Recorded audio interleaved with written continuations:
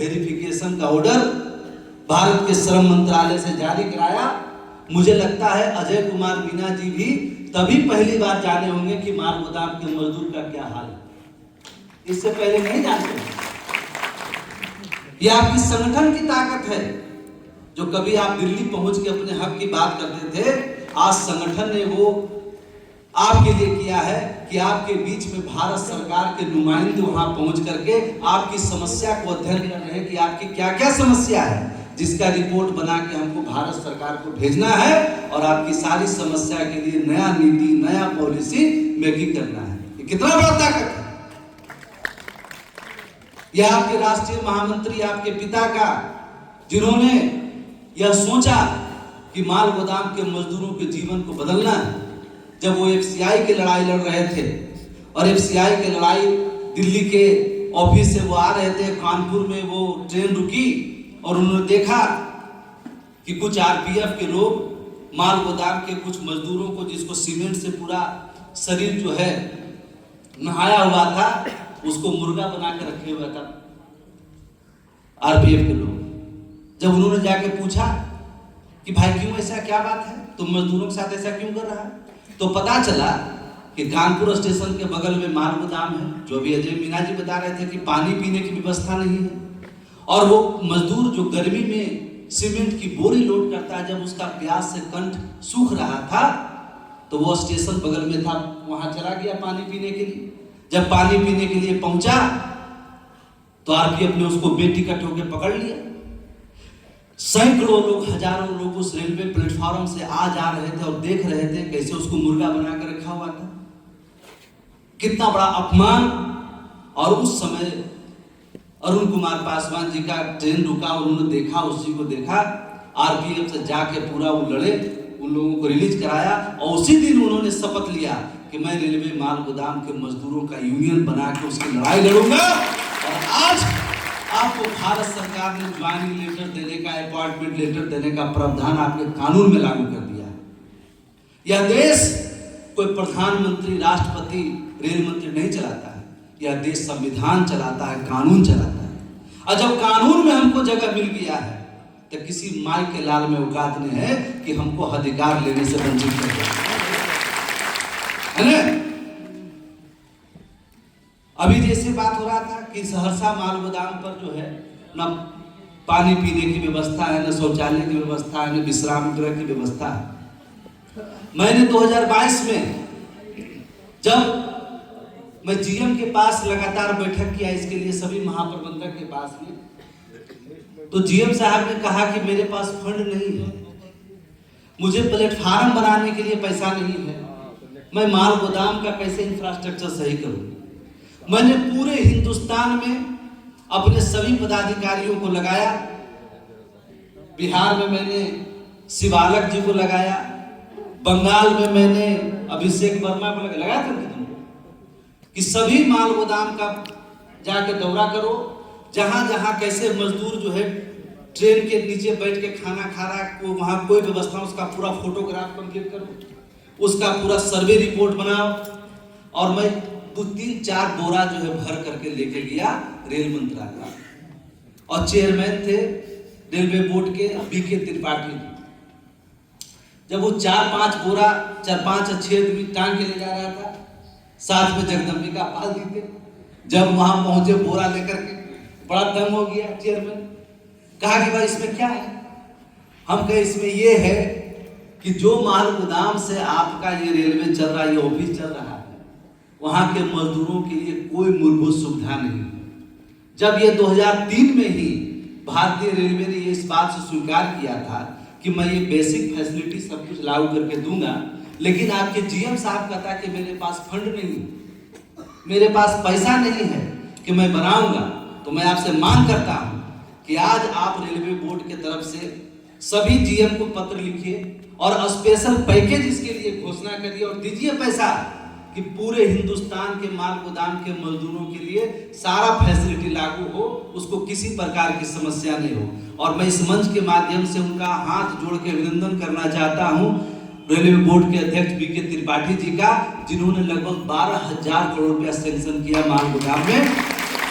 और सिर्फ आपको पीने के पानी, शौचालय और आराम करने के लिए नहीं, आपके लिए कैंटीन फैसिलिटी, जहां पर कम पैसा में 2 रुपया 5 रुपया के दरमियान में आपको पौष्टिक भरा भोजन मिले, आपको बढ़िया अरहर के दाल मिले, बढ़िया चावल मिले, सब्जी मिले। क्योंकि आप हमारा जो मजदूर है, अभी जो उसको मजदूरी मिलता है उसमें जो दाल भात सब्जी खाना संभव नहीं, वो रोटी और प्याज खा ले, यह बहुत बड़ा बात है। अब प्रोटीन से युक्त भोजन नहीं रहेगा तो ताकत नहीं रहेगा तो ढुलाई कैसे होगा भाई? उसलिए मैंने मांग किया था कि कम राशि में कैंटीन की सुविधा हो और आपके लिए high mask light, approach road, CCTV camera, आपकी सुरक्षा के सारा इंतजाम ये 2022 में ही करा करके हमने लागू करा करके पूरे हिंदुस्तान में। अब हुआ क्या है, जहां जहां पे पुराना माल गोदाम है वहां पे सर्वे हुआ, अगर जमीन नहीं है इस कारण से कुछ मामला अटका हुआ, जो माल गोदाम वहां से अलग हट कर करके 4 किलोमीटर 5 किलोमीटर आगे जाने वाला है, जो कि अब शहरी क्षेत्र में आ गया है तो कम्युनिकेशन का प्रॉब्लम है, तो वहां जो जहां जहां नया माल गोदाम बन रहा है वहां पे सारी फैसिलिटी साथ साथ में उसको इशू हो रहा है।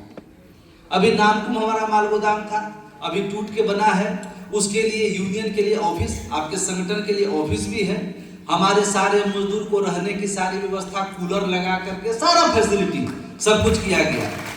अगर सहरसा में नहीं बना है, मधेपुरा में नहीं बना है, तो मैं चाहूंगा कि यहाँ के हमारे जो पदाधिकारी हैं, संदीप जी से भी कहना चाहता हूँ और भी जो लोग हैं, तुरंत डीआरएम के साथ बैठक अपॉइंटमेंट करिए। मैं भी उस बैठक में रहूंगा और भारत सरकार से 2022 में करके लाया हूं, मैं एक बार मीटिंग कर मिल गया ना, भारत सरकार के लोगों ने आके बोला है, लेकिन मिला क्या नहीं, रोजी की व्यवस्था, रोटी की व्यवस्था। हम 2 4 5 रुपया में काम करने वाला नहीं है जी, हम इसराइल को चलाने वाले व्यक्ति हैं, तो हमारा खून पसीना के बाजी पैसा मिलना चाहिए कि नहीं मिलना चाहिए? मिलना चाहिए ना।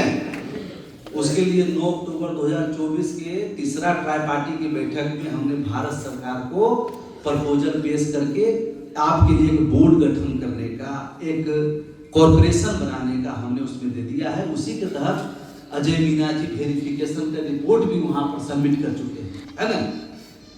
3 शिफ्ट में 24 घंटा 7 दिन काम करने का प्रपोजल आया है। अभी सहरसा माल गोदाम में 1 शिफ्ट काम करने के लोग है कि नहीं, 3 शिफ्ट के लिए तो नहीं। कानून कहता है कि 8 घंटा से ज्यादा कोई एक आदमी से काम आप नहीं करा सकते, है ना। तो 3 शिफ्ट, अगर 400 हमारा सहरसा माल गोदाम में काम कर रहा है तो अब वहां पे 1200 आदमी काम करेगा, 3 शिफ्ट में कराएंगे उसको। आज अगर 20 रेक महीना में आ रहा है, वहां पर आने वाले जब ये व्यवस्था लागू होगी तो महीना में कम से कम 60 से 100 रेक आएगा। कितना रेक आएगा? 60 से 100 रेक आएगा। हमने जो प्रपोजल किया है कि अगर कूली हमारा भाई है 40 किलो वजन उठाता है तो उसको 120 रुपया, ए कैटेगरी स्टेशन के, बी कैटेगरी के 80 रुपया, 80 कैटेगरी स्टेशन के 40 रुपया है। हमारा माल गोदाम के मजदूर 50 किलो के सीमेंट के बोरा उतारता है, कोयला की लोडिंग करता है, आयरन की लोडिंग करता है, नमक जो चमड़ा को गला देता है ना, गुजरात में गांधी धाम में 10,000 लेबर अपना काम करता है, ज्यादातर कुल बिहार का है ना, पैर उसका गल जाता है। हम दुनिया के संसाधन को उठा कर करके और देश के कोने कोने में भेज रहे हैं, तो हमको मजदूरी मिलेगा 2 रुपया नहीं, हमको 40 रुपया भी नहीं चाहिए, 80 रुपया भी नहीं चाहिए और 120 रुपया भी नहीं चाहिए। हमारा माल गोदाम के मजदूर अब अगर सीमेंट मालगाड़ी से ट्रक में रखेगा तो उसको कम से कम 20 रुपया प्रति बोरा मिलेगा। बाजी मैंने रखा है, कोई ज्यादा मांगा है ना कम मांगा है, तो जेन्युइन है उस चीज को हमने मांगा है, उसका वेरिफिकेशन भी कंप्लीट होकर चला गया है।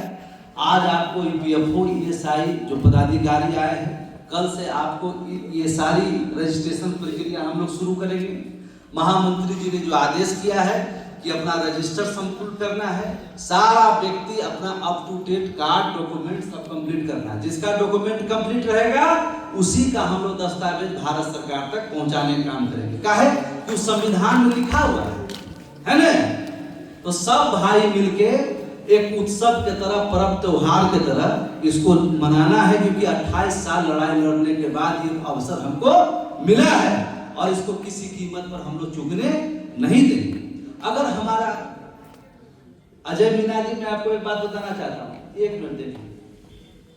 इस मजदूर को जानते हैं क्या बरगलाया जाता है? जिस समय ई श्रम कार्ड बन रहा था, ई श्रम कार्ड नहीं बनाने देता था। क्यों? उसको कहा जाता है, अरे तुम आधार कार्ड दे रहा है, बैंक स्टेटमेंट दे रहा है, ये दोगे तुम्हारा कुल पैसा खाता छुड़ा लेगा, ये लोग चोर हैं। आप समझे? इसलिए कोई बहकावा में नहीं आना। जो भी बच गया है सारा भाई मिल करके इस काम को हम लोग को संपन्न करना है ना, क्योंकि वो नहीं चाहता है। वो कैसे चाहेगा कि जो मजदूर हमारे सामने हाथ जोड़ के खड़ा था, बाबू हमारा पैसा देगा, और उसके खाता में सीधे भारत सरकार से पैसा आएगा। आज जो उसके तन पर बढ़िया कपड़ा नहीं है और करूं 4 चक्का से माल गोदाम पहुंचेगा, वो व्यवस्था आपको भारतीय रेलवे माल गोदाम से करने जा रहे हैं। कोई चिंता करने की आवश्यकता है ना। जैसे आज आपके बीच में भारत सरकार के कर्मचारी आके आपको सारी बातों जानकारी दिए, आने वाले कुछ महीनों के भीतर में आपके बीच में देश के प्रधानमंत्री उपस्थित होकर कहेंगे कि माल गोदाम के मजदूरों के लिए हमने इतना बड़ा काम करने का काम किया है ना। इसलिए बुलंदी के साथ, मजबूती के साथ हम लोग तो जब उस समय एक साथ एकजुट रहे, जब हम पर लाठी चार्ज होता था, पानी के फुहारा लगाया जाता था, एक आदमी पड़ता था 20 फीट के दूरी में फेंका जाता था। अब तो हमको कानून मिल गया, अब तो भारत सरकार के अधिकारी आके आपके बीच में बता रहे, अब क्या समस्या है ना। हम कल भी मजबूत थे, कल भी संगठित थे, अब तो और भी ज्यादा संगठित हैं, पुरजोर तरीके से साथ हैं। एक उत्सव की तरह इसको मनाएंगे, अपना डाटा कंप्लीट करेंगे, जो मिला है उसको लेने का काम करेंगे, जो बचा हुआ है उसको सरकार से ला करके लेने का काम करेंगे। बहुत बहुत धन्यवाद, अभिनंदन सभी लोगों का, वंदन जिन्होंने इस कार्यक्रम को सफल बनाया। आप सभी लोग इतने दूर से यहाँ उपस्थित हुए, इस भीषण गर्मी, बरसात, सब चीज में अपना काम छोड़ करके यहाँ पहुंचे, काहे लगी?